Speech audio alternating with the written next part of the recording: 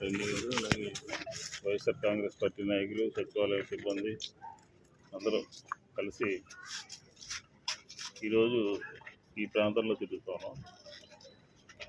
కొంత ఏరియా అంతా అభివృద్ధి చెందినా కానీ ఈ రోడ్డు కొంత ఆలస్యం అయిపోయింది. దాన్ని త్వరితగతిన పూర్తి చేయాలి అని చెప్పనేది ప్రధాన లక్ష్యంగా పెట్టుకుని పనిచేస్తా ఉన్నాం. ఎందుకంటే మా ముందున్నటువంటి ప్రభుత్వం పూర్తిగా నిర్లక్ష్యానికి గురి చేశారు, పట్టించుకోలేదు. 5 సంవత్సరాల్లో ఏం చేశారో అర్థం కానటువంటి పరిస్థితి.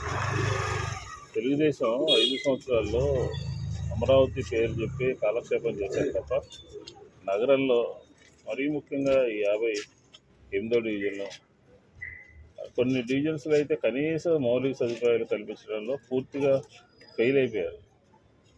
ఏ ముఖం పెట్టుకుని ఓటు అడగడానికి మళ్ళీ తిరిగి బయలుదేరుతున్నారు. ఈ రోడ్డు కూడా 15 రోజుల్లో కంప్లీట్ చేయాలని ఒక టార్గెట్గా పెట్టుకున్నాం.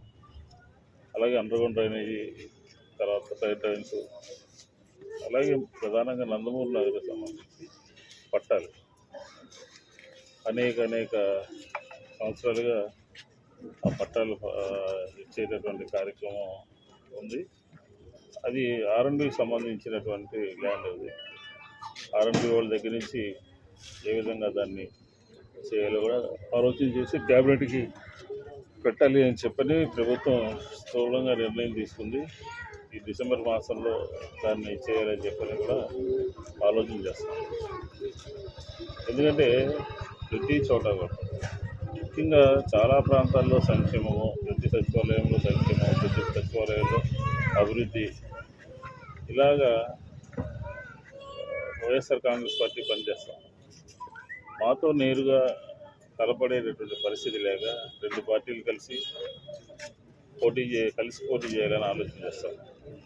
కలిసి పోటీ చేయడం కాదు, ఎన్నికలలో తెలంగాణ ఎన్నికలు అయిపోయిన తర్వాత 4.5 లక్షల మంది ఓటర్లని ఆ ప్రాంతంలోనూ మన ప్రాంతంలోనూ ఉన్నటువంటి ఓటర్లు అక్కడి నుంచి తీసుకొచ్చి ఇక్కడ హైదరాబాద్ నగరంలో క్యాంపులు పెట్టి దొంగ ఓట్లు వేయడానికి తయారు చేస్తున్నారు అన్నమాట. ఎన్నికల కమిషన్ దృష్టికి తీసుకొచ్చారు. అలాగే వైఎస్ఆర్ కాంగ్రెస్ పార్టీ సానుభూతి పరులు కానీ వైఎస్ఆర్ కాంగ్రెస్ పార్టీ సంబంధించినటువంటి వ్యక్తులు ఓట్లు కూడా తొలగించాలి అని చెప్పని ప్రయత్నం కూడా జరుగుతోంది. దీన్ని BLAలు అందరూ కూడా నిశ్చితంగా గమనించి తిప్పికొట్టాల్సినటువంటి అవసరం. ఎందుకంటే జగన్మోహన్ రెడ్డి గారి ప్రభుత్వంతో నేరుగా తలపడలేక ఇలాంటి కుట్రలు కుతంత్రాలు చేస్తూ ఉన్నారు. అది వైఎస్ఆర్ కాంగ్రెస్ పార్టీ గ్రహించింది, ఎన్నికల కమిషన్ దృష్టికి తీసుకెళ్ళాము. కాబట్టి ఈరోజు మేము తిరిగినటువంటి ప్రాంతంలో ప్రధానంగా 2 సమస్యలు ఉన్నాయి. ఒకటి రోడ్డు, ఒకటి నందమూరి నగర్కు సంబంధించినటువంటి ఇళ్ల పట్టాల సమస్య. ఈ 2 సమస్యల్ని కూడా అధిగమిస్తాము అని చెప్పి. ఎందుకంటే చంద్రబాబు హయాంలో 5 సంవత్సరాలు కూడా ఏమీ చేయలేదు. ఈరోజు మేము చెప్పదలుచుకుంటే చాలా బ్రహ్మాండంగా ఈ 4.5 సంవత్సరాల్లో బ్రహ్మాండమైనటువంటి పరిపాలన అందించాం. ఆరోగ్యపరంగా కానీ, లేకపోతే సచివాలయం పరంగా సంక్షేమం కానీ, అలాగే ఇళ్ల పట్టాల పంపిణీ కానీ, ఒకటి కాదు బహుముఖంగా మేము చేసాం అన్నమాట.